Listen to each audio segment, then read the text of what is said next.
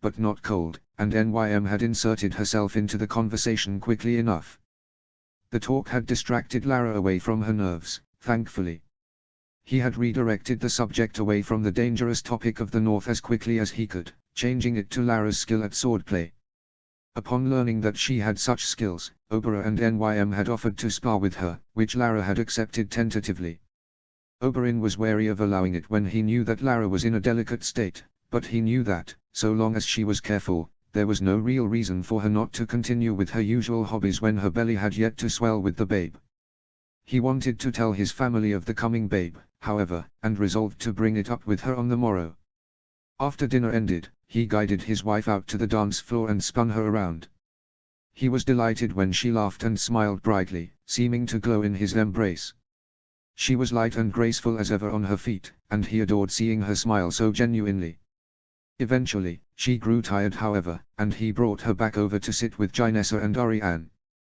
He then danced several dances with his paramour, before she was stolen away by her uncle. By then, it was late and Oberyn caught the subtle signs of Lara's exhaustion. Ellaria joined them as they prepared to excuse themselves, all of them weary after their travels and the long day. He escorted his ladies back to their chambers after saying goodnight to his family, lying between them and falling asleep easily. He woke when Lara cried out in her sleep several hours later. It was obviously a particularly bad nightmare, making her thrash around in the bed and actually crack him harshly across the mouth. Ellaria sat up as he grabbed Lara's wrists to restrain her, rubbing her eyes and giving them a worried look. In their moons of marriage, Lara's nightmares had been an almost nightly thing, but typically she was silent. Only twice before had she been loud enough to wake them up. At some points, Oberyn wondered if, like for him, she was worse when she slept alone. If so, he dearly regretted that they had not immediately had her join them in their bed, even if it was just for sleeping.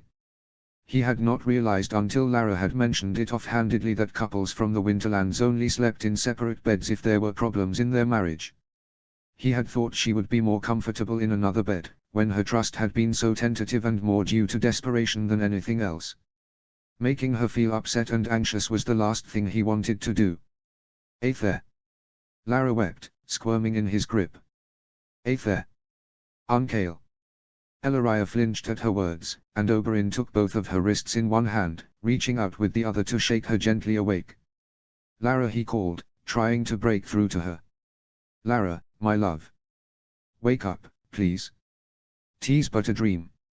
Likely a lie, he acknowledged glumly. Likely she was once again recalling her father and uncle's executions, or perhaps the attack on their rooms as they had prepared to flee the Red Keep. No, no please, she whimpered, going limp and breaking his heart. He pulled her to his chest, pressing his lips to her head repeatedly and speaking softly to her, trying to break her from her mind. Ellaria reached out to rest a hand on her stomach, rubbing the area where their new child was just beginning to form and crooning softly to their love. Finally, Lara's eyes flickered open, red-rimmed and confused, fearful. Her breath hitched and she trembled in his embrace. He held her as gently as he could, suppressing a grimace when she automatically flinched from him at first. All is well, my love, he breathed to her, stroking her arm soothingly. You are well, as is the babe and the rest of us. Just breathe, beloved. Joffrey is dead, he can never harm you again.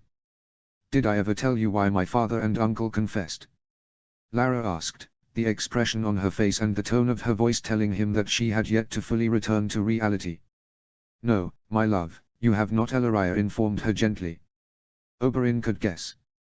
Had he been accused of treason in Eddard Stark or Arthur Dayne's place, and either Arianne or one of his daughters been threatened, he would not have been able to confess fast enough, if it would spare their lives.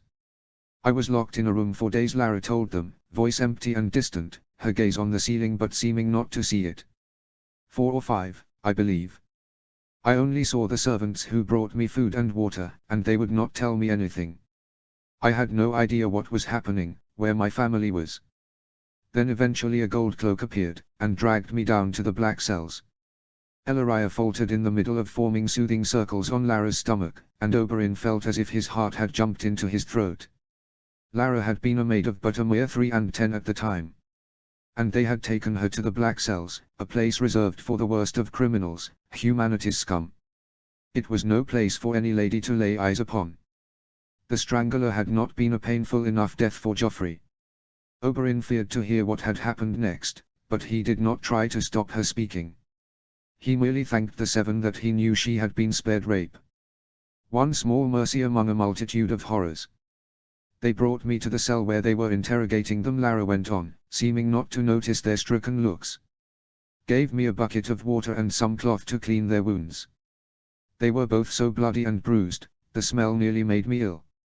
Yet despite that, they tried to reassure me, swearing that all would be well, telling me I was so brave and how proud of me they were. They knew we would not speak again, I believe. I did not realize at the time. After I had tended them as best I could, the chief undergowler, Renifer Longwaters, came in. He cut off my dress whilst Aether and Uncail watched, and held a knife to my throat. I remember exactly what he said, clear as if it were moments ago. Pretty little maid, ain't she? Personally, she's a little small for my tastes, but I wouldn't mind having a go at her. And there's more than a few men who'd be happy to go at her and that wild little sister of hers. Teach that wild little she-wolf some proper manners. We did not know she and Robb had disappeared at the time, of course. Oberyn could not speak, for he knew that he would rage if he opened his mouth. Renifer Longwaters, the name repeated itself in his mind. His would be a painful death. Ellaria was pale as she listened, gripping his arm so tightly her nails broke through his skin. Father and Uncle Arthur were furious, struggling against their chains.